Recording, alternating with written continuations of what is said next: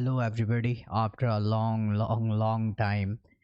सो हम वापस आ चुके हैं यूनिकॉर्न मॉडल सीरीज़ की एक और वीडियो के साथ जिसमें हम डिस्प्लेसमेंट को समझेंगे। ये सारे अभी हम बेसिक्स के ऊपर काम कर रहे हैं। देन नेक्स्ट एक दो टॉपिक के बाद हमारा कंप्लीट ब्लूप्रिंट आने वाला है एंड होप सो कि वो मेरी फेस रिवीलिंग वीडियो भी हो जिसके ऊपर मैं आपसे बात करूँगा कंप्लीट अपने यूनिकॉर्न मॉडल के बारे में और कंप्लीट ब्लूप्रिंट मैं शेयर करूँगा। आज की सेशन में हम समझेंगे कि व्हाट इज़ डिस्प्लेसमेंट। अगर हम नॉर्मल डिस्प्लेसमेंट की बात करें इन फिज़िक्स सेंस, अगर आप लोगों ने फिज़िक्स में भी पढ़ा हो तो उसमें भी आपको पता होगा कि डिस्प्लेसमेंट एक स्ट्रॉन्ग एंड एनर्जेटिक मूव होता है। तो हमारे इस ट्रेडिंग के अंदर भी जो डिस्प्लेसमेंट है वो एक strong energetic and decisive move होता है किसी एक डायरेक्शन के अंदर, और वो आपकी प्रेजेंस ऑफ इंस्टीट्यूशंस को डिफाइन करता है। आपको बताता है कि अगर मार्केट के अंदर एक डिस्प्लेसमेंट है, इसका मतलब मार्केट मेकर्स आपके मार्केट के अंदर मौजूद हैं। इस डिस्प्लेसमेंट का मतलब सिर्फ और सिर्फ फेयर वैल्यू गैप नहीं होता।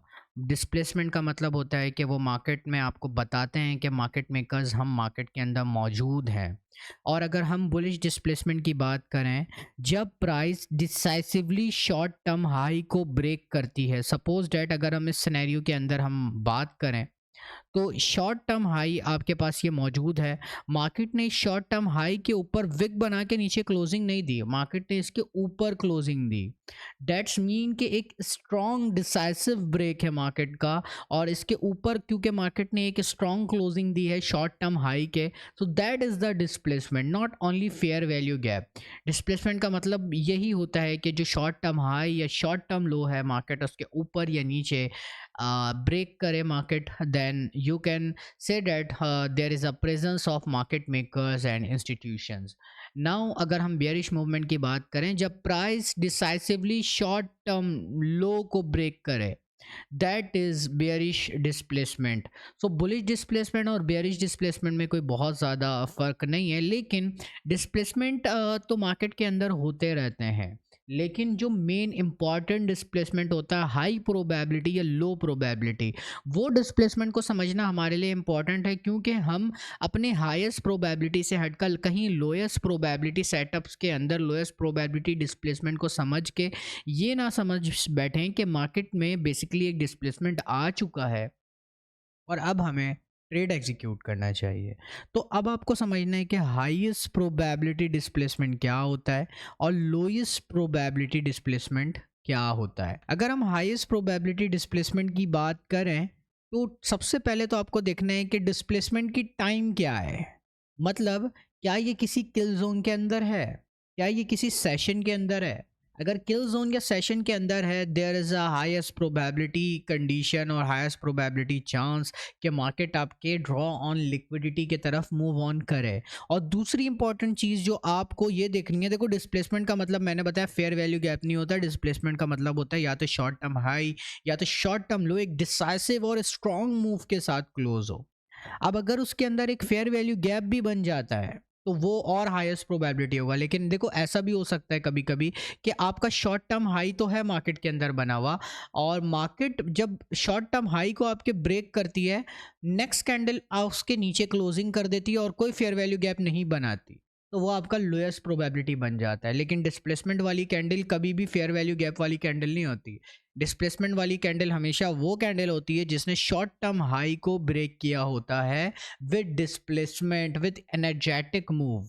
ओके, अब अगर लो प्रोबेबिलिटी डिस्प्लेसमेंट की हम बात करें तो सबसे पहली चीज वो आपके किल जोन के बाहर होगा। दूसरा, कैंडल की क्लोजर बहुत इंपॉर्टेंट है। क्या क्या कैंडल आपका शॉर्ट टर्म हाई या शॉर्ट टर्म लो के ऊपर क्लोज हुआ है। ऐसा भी हो सकता है कि मार्केट एक स्ट्रॉन्ग मूव दे अपसाइड या डाउन साइड, लेकिन जो शॉर्ट टर्म हाई या शॉर्ट टर्म लो है उसके नीचे या ऊपर क्लोजिंग ना दे, विक बना दे और कोई फेयर वैल्यू गैप ना हो।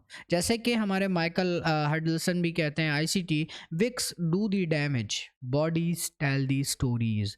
अगर विक बन रहा है तो वो आपको डैमेज देगा, और अगर बॉडी बनी है तो ये आपको होल स्टोरी पूरी डिफाइन कर देगी। So that is the very good thing जो आपको समझना है कि हाईएस्ट प्रोबेबिलिटी या लोएस्ट प्रोबेबिलिटी कंडीशन क्या होता है। अब आपके दिमाग में एक ख्याल आएगा कि हम डिस्प्लेसमेंट की हम बात तो कर चुके हैं, बट इस इसे हम यूनिकॉर्न मॉडल में किस तरीके से यूज़ करेंगे, तो यहाँ पे एक स्लाइड मैंने आपके लिए क्रिएट की है, how to use displacement in unicorn model. सबसे पहले तो आपको फ़िल्टर करना है अपना टाइम, अपना क्राइटेरिया, कि मार्केट में सबसे पहली चीज़ आप देखना चाह रहे हो कि किस टाइम में, किस इवेंट में मार्केट में आप डिस्प्लेसमेंट को देखना चाह रहे हो। क्या कोई हाईएस्ट प्रोबेबिलिटी न्यूज़ है, क्या कोई लोएस्ट प्रोबेबिलिटी न्यूज़ है, देन अब आप मूव ऑन करोगे। अब आप देखोगे कि मार्केट में ब्रेकर जो आपका फॉर्म होता है, ब्रेकर को बाय द वे हम नेक्स्ट क्लास में भी समझेंगे इस सीरीज़ के, और ऑलरेडी ब्रेकर पे मैं वीडियो बना चुका हूँ, तो वो आप पर आई बटन पे भी आपको दिख रहा होगा, तो आप वहाँ से भी जाकर देख सकते हो। सबसे पहली चीज़ आपको ये देखना है कि ब्रेकर है, सपोज डेट मार्केट के अंदर अगर ब्रेकर फॉर्म हो जाता है, यहाँ पे सपोज डेट ये ब्रेकर फॉर्म हो गया, क्या मार्केट ने ब्रेकर के ऊपर एक डिसाइसिव क्लोजिंग दी, मार्केट ने अगर डिसाइसिव क्लोजिंग दी है मार्केट में, तो आपकी जो भी आपका कैंडल है, जो ब्रेकर है, वो हाईएस्ट प्रोबेबिलिटी आपका बन जाएगा, क्योंकि मार्केट ने डिस्प्लेसमेंट के साथ इसको, इस ब्रेकर को ब्रेक किया और ऊपर मूव किया। मार्केट इसका रेजिस्टेंस सपोर्ट लेगी और मार्केट अप साइड या बाई साइड, सेल साइड जा सकती है, जो भी इसे जाना है। नेक्स्ट हमारे पास है फेयर वैल्यू गैप का अलाइन होना, जो कि आपके डिस्प्लेसमेंट को और हाईएस्ट प्रोबेबिलिटी बनाता है, वो मैं आपको बता चुका हूँ। सपोज दैट ब्रेकर है, ब्रेकर के ऊपर मार्केट ने एक स्ट्रॉन्ग डिस्प्लेसमेंट दिया और उसके बाद ब्रेकर के अंदर फेयर वैल्यू गैप भी बन गया, तो इसका मतलब that is a perfect unicorn model. अब आप इसमें फेयर वैल्यू गैप, ब्रेकर दोनों को अलाइन करके अपनी ट्रेड को एग्जीक्यूट कर सकते हो। अब यहाँ पे आपके लिए एक रूल है, only trade if there clear displacement. आपको सिर्फ उस वक्त ट्रेड करना है जब मार्केट के अंदर एक क्लियर डिस्प्लेसमेंट हो। No displacement means no trade. I hope so आप सबको समझ आया होगा। बाकी कॉन्सेप्ट्स को हम नेक्स्ट सेशन में देखेंगे। I hope so next session हमारा ब्रेकर ब्लॉक के ऊपर होगा, and then mega series unicorn model blueprint, and hope so उसमें मैं अपनी फेस रिवीलिंग भी कर दूंगा। तो मिलते हैं नेक्स्ट सेशन में। Till the time take care, बहुत सारा ख्याल रखेगा।